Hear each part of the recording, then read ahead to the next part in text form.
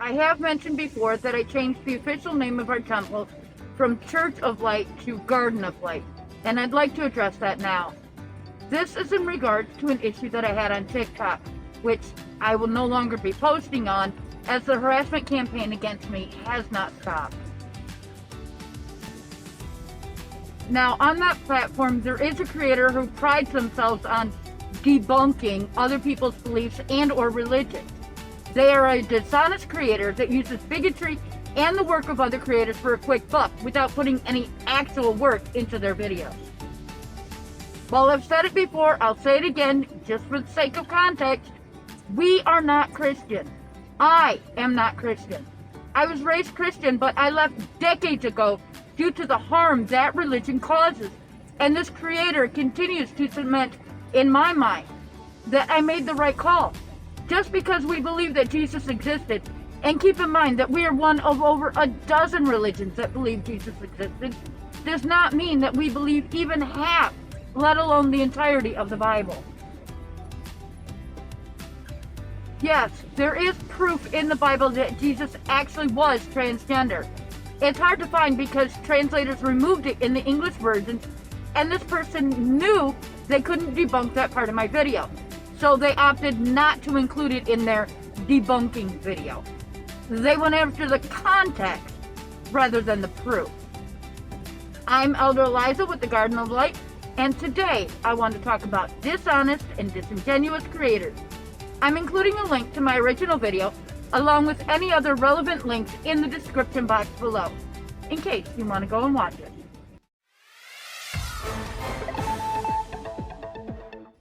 After I address this particular video, I'm going to put in the proof I found, show the context to understand it, and add any updated info I have, as I've done more research since making the original video. My original video is about 9.5 minutes long. This creator's video is less than 1 minute and 15 seconds. Almost always a debunking video is longer than the original, not 1/7 the length of the original. Just from the outset, you can see that they obviously didn't make it past the 5-minute mark in mine. Elder Eliza from the Church of Light. There have been a number of people who have asked for proof that Jesus was trans. All right, let's hear it. When you remove the beard, he does look very feminine. And in older artwork, he is depicted quite feminine. Earliest artwork of Jesus comes over 200 years after him. You can't draw any conclusions about what he actually looked like from artwork. How would that prove he transitioned? Let alone him being a Paulian Pan Middle Eastern homeless refugee. You say you have more evidence, so maybe I shouldn't doubt you, Elder Eliza. Next. Around 1.5 minutes in, I showed some artwork. So as I'm going through the context around different artwork, it shows how people viewed Jesus in the past. I showed a picture that had been posted on X, formerly Twitter. Now in this picture, it showed Jesus both with and without a beard. A lot of ancient artwork did show Jesus as being very feminine. As this creator stated, the earliest artwork of Jesus came 200 years after him. You can't draw any conclusions about what he actually looked like from that artwork. I couldn't agree more. To be fair, we don't know what he looked like because the Bible never says, except in one place, but I'll get to that in a minute. In regards to the artwork, however, this may have been done to say that maybe Jesus was trans, though probably not. More than likely, it was done to try to show Jesus' more gentle side, or maybe just to show that Jesus was both male and female, or masculine and feminine. Only those early followers would know.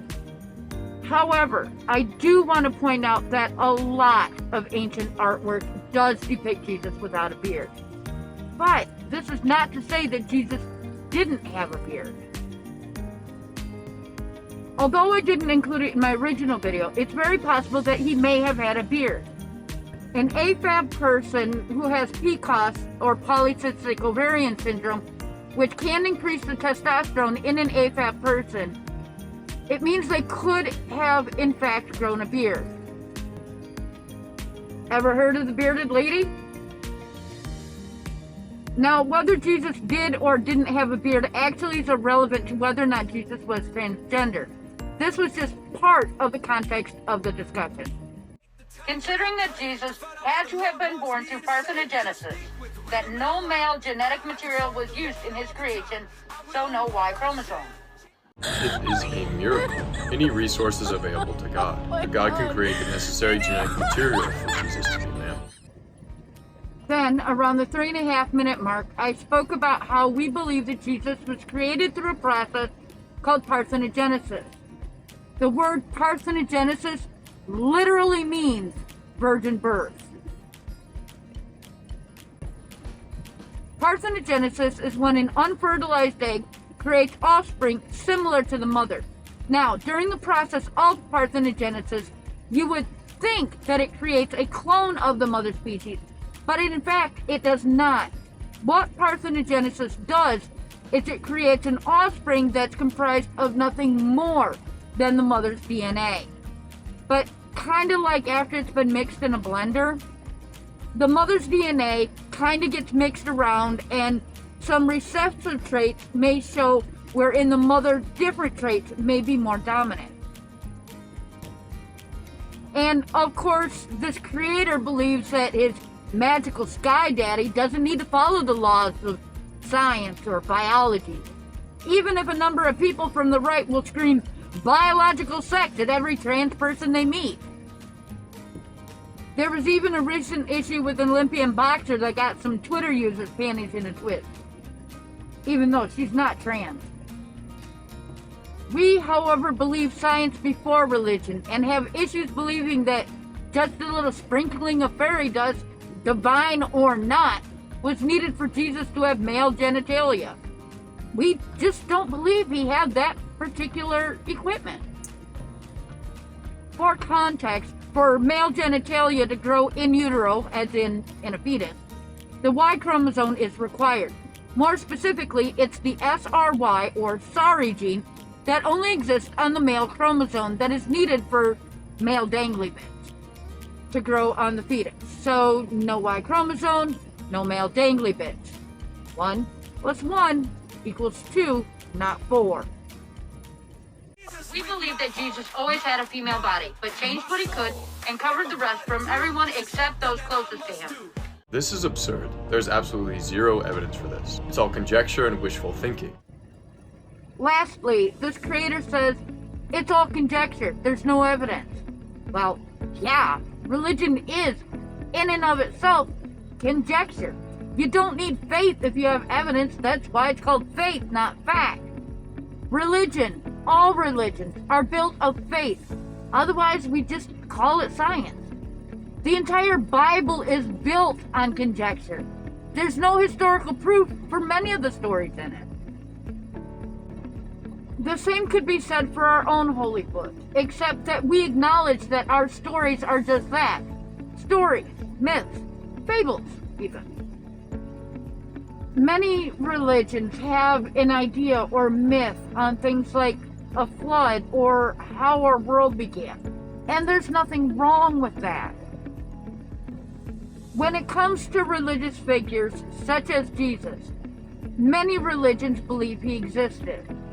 And we are just another interpretation of that belief. We just don't believe that he was sent here, lived 33 years, only 3 of which was used to preach or teach, depending on your view. We believe he was sent with a message, not to be a blood sacrifice. If he was meant to be nothing more than a sacrifice, then he didn't need to be here for 33 years. He could have began his ministry at 15 or 18 or even 25 if his purpose was simply to teach and then sacrifice himself. He was meant to bring us a message, and he spent many years studying the local religions, many of them, to understand the people that he was speaking with and how best to teach them his message. If what he looked like, his appearance, was so important to his message, then it would have been included somewhere in the New Testament or the Gospels like the Dead Sea Scrolls. When you're talking about who Jesus was and what he actually looked like, there's no evidence of what Jesus looked like in the entire Bible. Don't believe me? Look for yourself. Except in the book of Revelation, where Jesus appears to John after his resurrection, which is where proof comes from. The only book that gives any type of physical description of Jesus. First, the biblical proof that Jesus was trans. These two Bible passages here state that Jesus was transgender, but without the context, which is what my nearly 10-minute video was about, it doesn't really make sense, and it's super easy to miss because of lack of context. You have to understand nuance in language and in the relationships of Jesus, plus the context from which the author of the book of Revelation is coming from. For the context of this interpretation of the Bible and the two books discussed, the book of John and the book of Revelation, we did go with the theory that these two books share a common author, the Apostle John, who refers to himself in the book of John as the disciple that Jesus loved. One other thing I did want to address is that at the end of his video, this creator points to the text above the video and says, "We believe Jesus was a trans, poly, and pan Middle Eastern homeless refugee," and questions that as well. Considering that we aren't of the same religion, I'm not seeing exactly why that's important, but let me explain, because I didn't include all of that in my original video. I had initially made it for and posted it on my TikTok, then later also uploaded it to my YouTube channel. So I was bound by the TikTok 10-minute rule, which is what the largest video length was allowed at that time. Okay, let's break down the statement that we believe Jesus was trans, pan, poly, etc. As to Jesus being trans, I'll go into that more in a moment, since that's what this video is about. But first, I want to break down the rest of the statement, which is prominently displayed at the top of that video. The very first words are, "We believe." Since it's obvious that this creator doesn't seem to comprehend common English, we means more than one person, commonly a group, though not always, and in this context, does mean a group. Believe means to accept something as true. It also means to have faith in something, and in this case, it is in reference to our religious belief about who Jesus was. At no point did I ever say that Christians or any other group believe any of the things that I stated, besides us, of course. Pan is short for pansexual, meaning that Jesus had romantic or physical attractions toward persons of any gender. This would include male presenting, female presenting, androgynous, NBs, gender fluid, gender queer, agender, or what have you. We believe this is the case because we believe, with evidence to support this belief, that Jesus had a physical relationship with both John the disciple and Mary Magdalene. Next on the list is poly, short for polyamorous. This is because, again, we believe that he had a physical relationship with both John the disciple, who is the same gender as Jesus, and Mary Magdalene, who is a different gender than Jesus. But the fact is that he had a physical and or emotional relationship with more than one person at a time, making him polyamorous, not monogamous. The term polyamorous breaks down into its two parts, poly and amorous. Poly meaning many and amorous meaning love. Polyamorous literally means many loves. This is something that most humans are capable of, but our society, built mostly on religious views of relationships, looks down on polyamory. Because of the human capacity to love different people at the same time, we can enjoy romantic love with multiple people, just as we can love multiple children. It's why we get workplace crushes or grow a little too close to friends than a monogamous society allows. Okay, next on the list is Middle Eastern. Jesus was literally from the Middle East. He grew up and did his ministry in the area of the Middle East that we now call Palestine. Yes, the piece of land that this G-side has been going on at is, in fact, the historic piece of land that Jesus walked on. This is where he lived his life. This is where he did his ministry. This is where he talked to people about being kind and compassionate, and that the only way to heaven is through kindness and compassion. Jesus spoke about being loving, kind, and compassionate.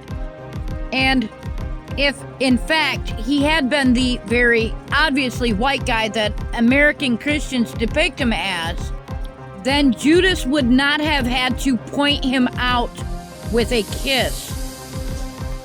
He could have just told the Romans to look for the blue-eyed white guy in the middle of a bunch of Middle Easterners.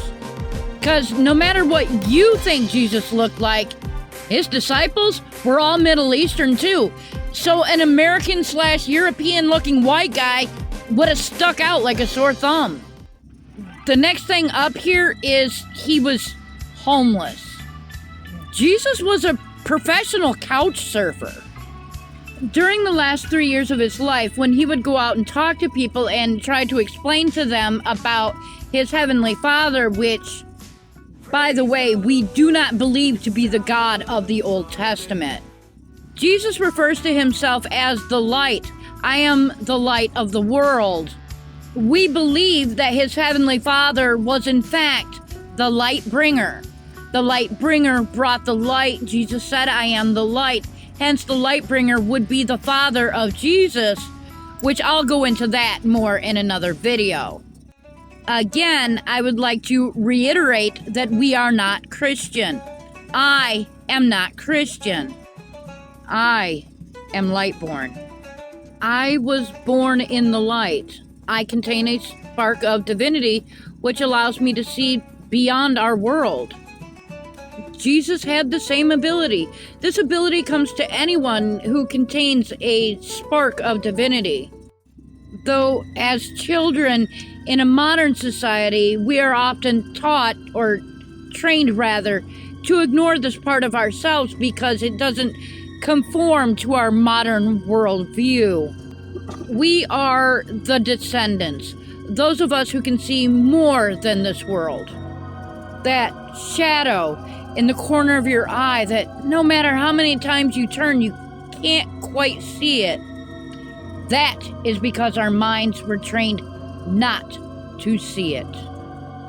But when our mind isn't paying attention to that programming, we see it. That shadow in the corner of your eye, most likely it's an angel or your guardian. Some people even refer to them as the Fae. These are extra-dimensional beings, meaning beings that aren't from our plane of existence, that are there simply for no other reason than to help us. They could be angels or even spirits of the dead who choose to watch over someone before being reborn.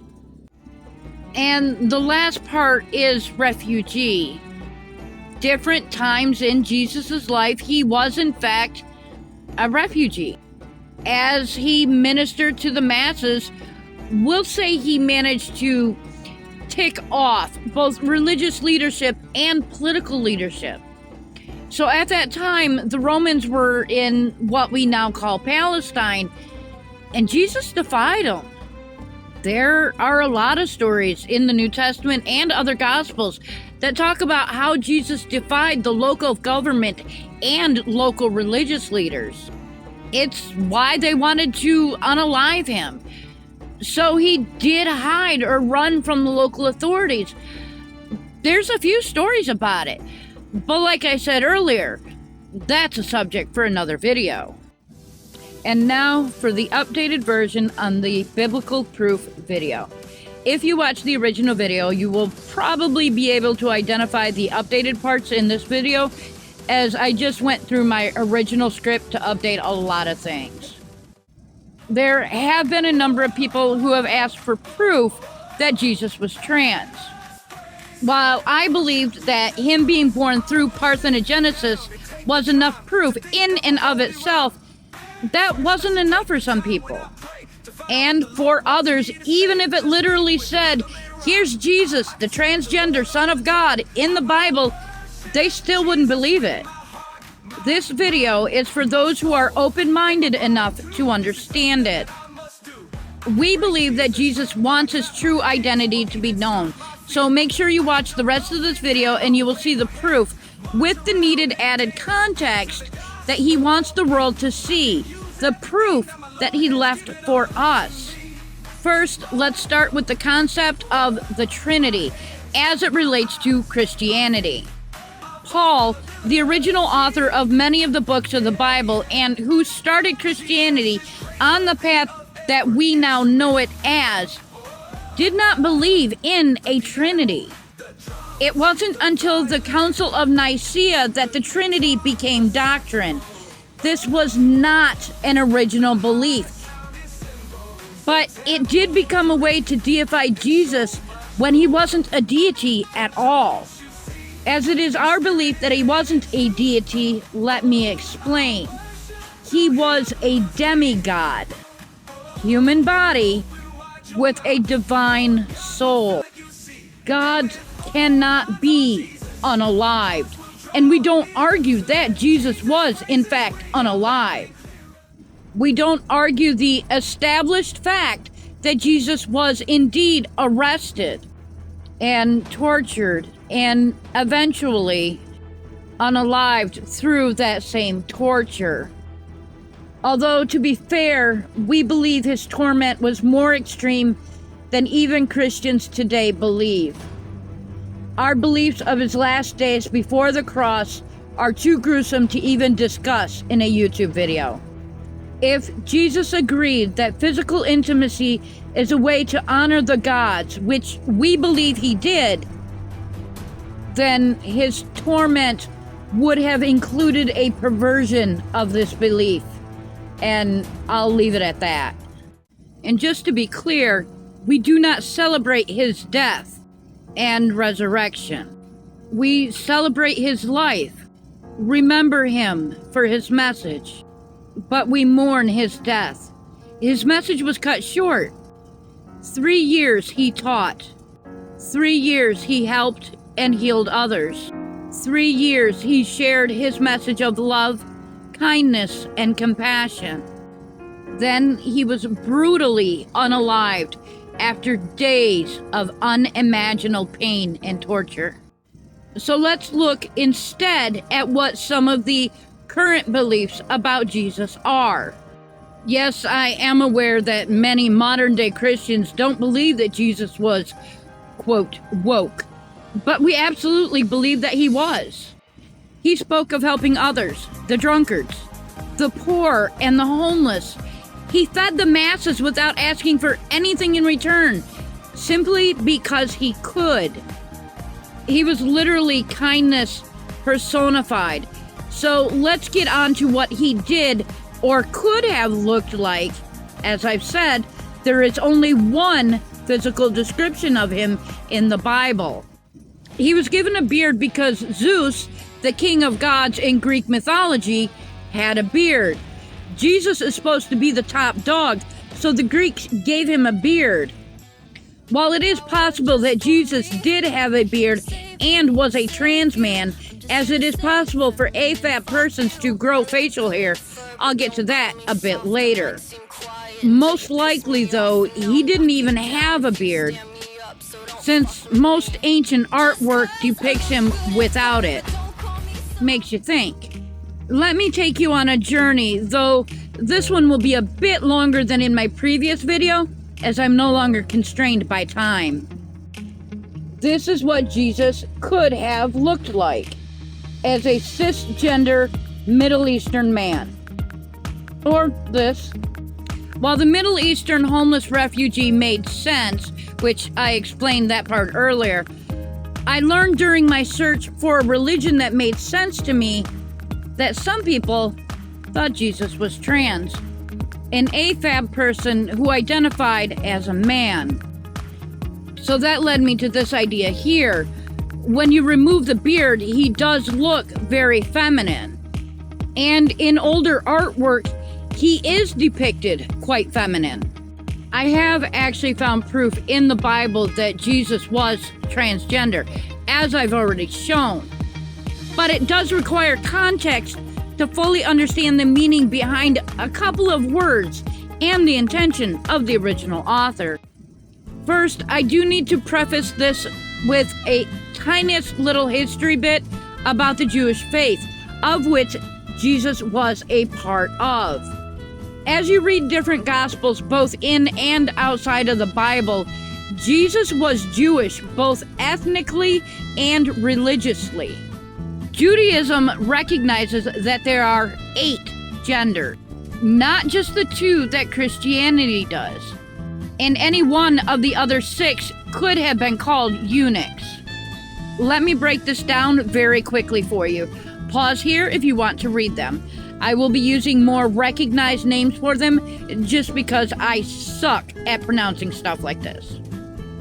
So you have your 2 standard models, male and female, which is 1 and 2. 3, 5, and 7 would be intersex, or possessing characteristics of both male and female, or naturally transitioning from one sex to another at puberty. Number 4 is non-binary. That's showing characteristics of neither. And 6 and 8 would be transgender, requiring human intervention to transition. The nature thing does happen even today. There is a village, Salinas, in the Dominican Republic that has AFAB children that grow male genitalia at puberty. These are XY, considered intersex, children. Jesus spoke of eunuchs, what is part of what we now call the LGBTQ community, as such in Matthew 19, verses 11 and 12. Jesus replied, "Not everyone can accept this word, but only those to whom it has been given. For there are eunuchs who were born that way, and there are eunuchs who have been made eunuchs by others, and there are those who choose to live like eunuchs for the sake of the kingdom of heaven. The one who can accept this should accept it." We believe, as many have before us, that Jesus was actually calling himself a eunuch, which would make sense if he were trans. Even though most eunuchs at that time didn't marry, since a child wouldn't always be possible, some did enter into a type of marriage that would allow for the chance to try for an heir with the understanding that it wasn't expected, and the non-eunuch partner could leave or divorce simply for that reason without the consent of the eunuch partner. Considering that Jesus had to have been born through parthenogenesis, that no male genetic material was used in his creation, so no Y chromosome. Now, I could argue he was transformed or transitioned in the womb theory, but I don't think that happened. This is actually the theory that most Christians argue, including the creator I discussed earlier, though they don't usually realize that this is the argument that they're making. Science says we all start female, even the most masculine of us. So if Jesus had a Y chromosome, Jesus would have started female, then the SRY gene will kick in during fetal development, and boom, dangly bits. So either Yahweh is doing some awesome gene splicing, which he couldn't do a couple millennia. See Noah and Flood story, aka the Christian view on the Nephilim. Or Jesus was born with lady bits instead, and that's okay. It does not take away from his message or his identity/masculinity. He is no less valid as a trans man than he would have been if he were cisgendered. And let me be clear here. Just because we believe Jesus was trans is not an insult to the man or his message. We hold Jesus' message in very high regard. Sometimes it seems more than those who are offended by our viewpoint. Also, I do want to clarify that while we do believe in magic, even divine magic, what we don't believe in is defying the laws of nature. Even divine magic must abide by the laws of nature and science. Divine magic may push the laws, but it cannot outright defy them. Another point that keeps getting brought up is Jesus was circumcised. It's in the Bible. However, I do have something to say here as well. The verse being referenced here is Luke 2:21. And at the end of 8 days, when he was circumcised, he was called Jesus, the name given by the angel before he was conceived in the womb. But the author of the book of Luke never actually met Jesus, let alone witnessed this event. Furthermore, Luke stated that Jesus was circumcised in a foreign land, so to speak, which is Bethlehem. I'm sure we all know this story by now. They, Mary and Joseph, traveled to Bethlehem to be counted for a census. We think it was for other reasons, Mary's reasons to be specific, but I digress. This is where he would have been circumcised. However, according to Luke, after Mary's purification period, almost 6 weeks, after giving birth, Jesus would have been presented in Nazareth, where they were from. And I feel that this is where I need to point out the difference between biological sex and gender identity, which is basically the bodily presentation and how we feel about that presentation. While I may not be trans, so cannot fully grasp the mental and emotional disconnect between the two, Jesus may or may not have wrestled with this internal battle, being born in a feminine body. If Jesus' true sex were trying to be hidden, then it makes perfect sense that the only ones who would have attended, Mary and Joseph, also had the most motive to lie that it was done. If you swore that God had made you pregnant and it was going to be a boy and then it's born and it's not, well, it gives you motive to try to figure things out first. So they would have hidden their secret and raised Jesus as a boy. As he grew older and showed that he did, in fact, identify that way, you would have been even more confident in the choice to hide the truth. They said he'd be a boy, he identified that way, even calling himself a he when he was arrested. Because of this, at least in part, I think Jesus was born AFAB, but identified as a man. His heavenly Father knew that Jesus would identify this way, which is why Jesus was always referred to as a man. Granted, this would have reduced many issues that come with gender dysphoria, which he may never have had issues with since he was most likely raised as a boy. Jesus also preferred to spend his time with the ladies, or rather in the company of women and children, which most men just did not do. This is because at that time, women and children were considered less than. This would have been considered to be highly unusual for a man to do at that time. However, we believe he spent much of his time around women because there were just things he dealt with that men wouldn't understand. Women would have been more accepting of his circumstances than men would have been. Though this isn't to say he didn't spend time with the guys. I mean, his disciples, too. We believe that Jesus always had a female body, though.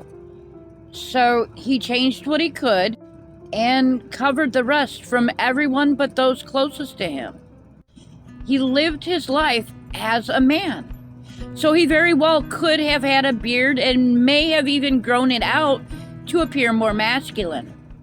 There is a condition that AFAB persons can get called PCOS, or polycystic ovarian syndrome, which can cause an excess of testosterone, causing more masculine features.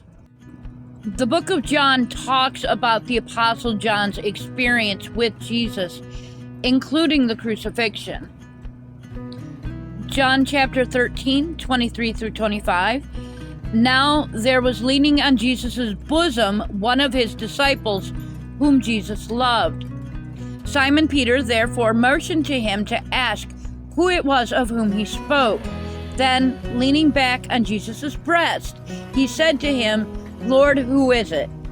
And this is in reference to Judas Iscariot. And yes, John was cuddling with Jesus. John 19, 25 through 27. Near the cross of Jesus stood his mother's sister, Mary, the wife of Clopas, and Mary Magdalene. When Jesus saw his mother there and the disciple whom he loved standing nearby, he said to her, Woman, here is your son. And to the disciple, here is your mother. From that time on, this disciple took her into his home. A special request made to a special person. Jesus gave John the responsibility of caring for his mother Mary, but by all rights, this should have fallen to James, Jesus' brother, not one of his friends. John 20, verses 1 and 2.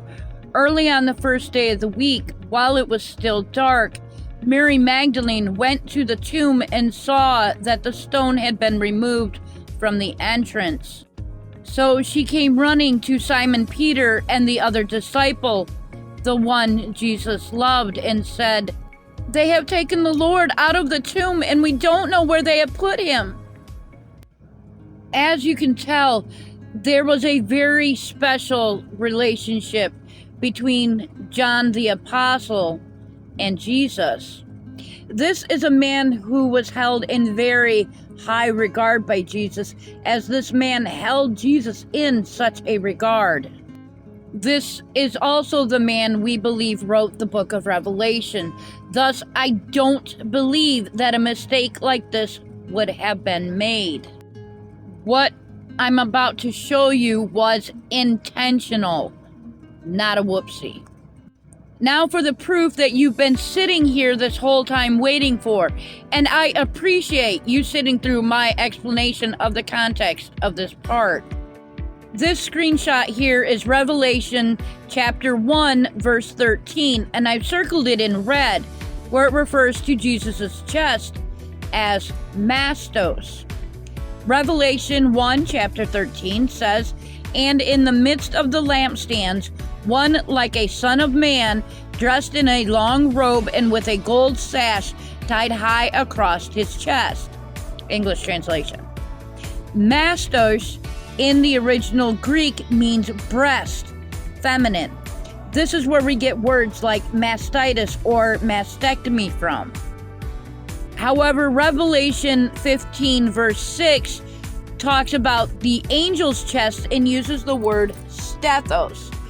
So here's a screenshot of that. And again, I've circled the word stethos for you so you can see what I'm talking about. So Revelation chapter 15 verse 6 reads, And out of the temple came the 7 angels who had the 7 plagues. They were clothed in linen, clean and bright, wearing golden sashes across their chests. Again, English translation. Stethos is masculine or a gender-neutral word for chest, meaning a man, men, or anyone in general. Stethos is where we get the word stethoscope from. If John was referring to Jesus in masculine form, he would have used stethos, not mastos. He probably did identify as a man. Every account we have says that he did. But keep in mind, Much of his life wasn't documented, at least not in the canonical Bible. And you do have to be careful when reading any gospel, canonical or not, as things can be lost at best or intentionally changed at worst to fit a certain narrative. Take, for example, when dishonest people will quote the Bible to say it's wrong to be gay, while wearing mixed fabrics and eating shellfish, both of which are clearly against the biblical teachings. The verse so many like to point to in Leviticus about not lying with a man is a perfect example of this. Whether it's a mistranslation, or it's saying it's wrong to be a bottom but top is okay, or even says being gay for a man is wrong, but it's okay if you're a girl, because there's no verses about lesbians, since women just weren't that important to the men writing/translating it. Wow. But these same people will say that it's okay to wear mixed fabrics and eat whatever because Jesus' sacrifice made the old laws invalid, or whatever mental gymnastics they do to explain why their lifestyle is okay when condemning others for how they were made. Jesus spoke out against pederasty. He spoke out against divorce. But he never once condemned homosexuality or even being transgender because he didn't see it as being wrong.